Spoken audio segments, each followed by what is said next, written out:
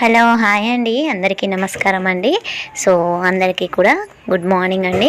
ఇదైతే ఈరోజు బ్లాగ్ అనమాట. అందరికీ కార్తీక పౌర్ణమి శుభాకాంక్షలు. నేనైతే పొద్దున్నే ఇక్కడ టెంపుల్కి వెళ్దామని అయితే రెడీ అవుతున్నాను. శివాలయం అండ్ నాగదేవత టెంపుల్కి అయితే వెళ్తున్నామండి. ఎందుకంటే పుట్టకి పాలు పోస్తానన్నమాట నేను కార్తీక పౌర్ణమి రోజు. సో అందువల్ల ఇక్కడైతే ఇంకా ఫాస్ట్గా రెడీ అయిపోయి టెంపుల్కి అయితే వచ్చేసామండి. మార్నింగ్ ఎర్లీగానే టెంపుల్కి అయితే వెళ్ళామండి. 8:20 కలా టెంపుల్కి అయితే వెళ్ళేసి మేమైతే ఈ విధంగా పూజ చేసుకున్నాము. నాగుల చవితి రోజు పుట్టకు పాలు పోస్తాం కదండి. సో మేమైతే కార్తీక పౌర్ణమి రోజు పోస్తాం అనమాట.